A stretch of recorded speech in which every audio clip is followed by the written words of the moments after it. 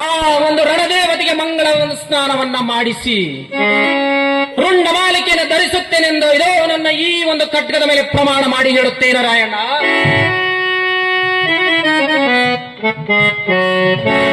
ಎಲ್ಲಣ್ಣ, ನಮ್ಮ ಅಭಿಪ್ರಾಯವೇನು? ಕಿತ್ತೂರಿಗೆ ಸ್ವತಂತ್ರ ಬರುವವರೆಗೂ, ಮಹಾತಾಯಿ ಚೆನ್ನಮ್ಮನನ್ನು ಬಂಧನದಿಂದ ಬಿಡಿಸುವವರೆಗೂ ನನ್ನ ಕೋಟೆಗೂ ಹಿಂದಿರುಗದೆ, ಹಗಲಿರುಳೆನ್ನದೆ ನನ್ನ ದೇಹದಲ್ಲಿ ಕೊನೆಯ ರಕ್ತದ ಹನಿಯೇ ಇರುವವರೆಗೂ ಸಾಮ್ರಾಜ್ಯಕ್ಕೆ ಹೋರಾಡುತ್ತೇನೆಂದು ಇದೋ ನನ್ನ ಖಡ್ಗದ ಮೇಲೆ ಪ್ರತಿಜ್ಞೆ ಮಾಡುತ್ತೇನೆ ರಾಯಣ್ಣ, ಪ್ರತಿಜ್ಞೆ ಮಾಡುತ್ತೇನೆ. ಧನ್ಯ ಧನ್ಯ, ನಿಮ್ಮಂತ ಮಿತ್ರರನ್ನು ಪಡೆದ ನಾನೇ ಧನ್ಯ. ಹೇಳಿ ಮಿತ್ರರೇ, ನಿಮ್ಮೆಲ್ಲರ ಮಾತು ನನ್ನನ್ನು ಹುರಿದುಂಬಿಸಿದೆ. ನಾವೆಲ್ಲರೂ ಒಗ್ಗಟ್ಟಾಗಿದ್ದರೆ ನಮಗೆ ಸೋಲೆಂಬುದೇ ಇಲ್ಲ. ಪ್ರಭುಗಳೇ, ನಮಗಿನ್ನು ಹೊರಡಲು ಅಪ್ಪಣೆ ಕೊಡಿ.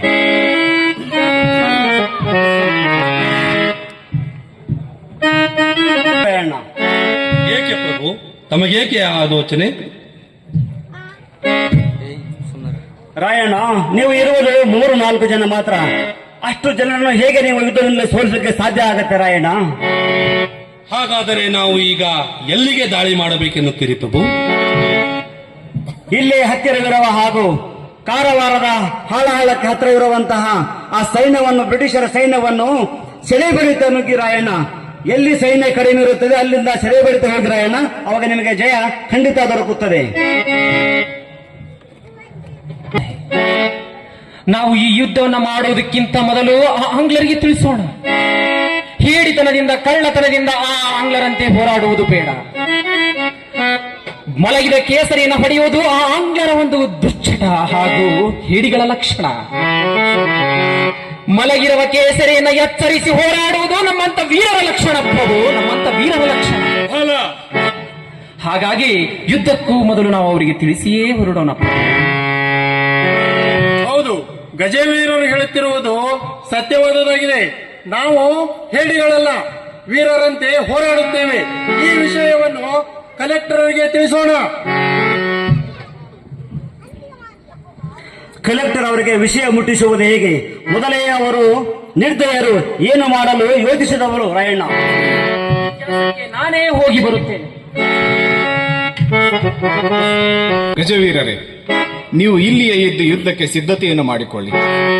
ಇಂದು ನಾನು ರಾತ್ರಿ ಇಲ್ಲಿಯೇ ಇದ್ದು ನಾಳೆ ಬೆಳಿಗ್ಗೆ ಧಾರವಾಡಕ್ಕೆ ಹೋಗಿ ಬರುತ್ತೇನೆ. ರಾಯಣ್ಣ, ನನಗೆ ಪತ್ರವನ್ನು ಬರೆದು ಕೊಡು. ರಾಯಣ್ಣ, ನೀವಿನ್ನು ಪತ್ರ ಬರೆದು ಕೊಡಿ. ಯುದ್ಧಕ್ಕೆ ಹೊರಡ್ರಿ ರಾಯಣ್ಣ. ಮಿತ್ರರೇ, ಮಾಡಿದ ನಿಶ್ಚಯದಿಂದ ಎಂದೂ ಹಿಂಜರಿಯಬೇಡಿ. ಇಟ್ಟ ಹೆಜ್ಜೆಯಿಂದ ಎಂದೂ ಹಿಂದೆ ಸರಿಯಬೇಡಿ. ನಮ್ಮ ಖಡ್ಗಗಳಿಂದ ಶತ್ರುಗಳ ರಕ್ತವನ್ನು ರಣದೇವತೆಗೆ ಅರ್ಪಿಸಿ ಕಿತ್ತೂರಿನ ಧ್ವಜದ ಜಯಘೋಷ ಮೂಡಿಸೋಣ. ನಡೆಯೋಣ, ಮುಂದಡೆಯೋಣ. ಜೈ ಕರ್ನಾಟಕ ಮಾತೆ. ಹರ ಹರ ಮಹಾದೇವ.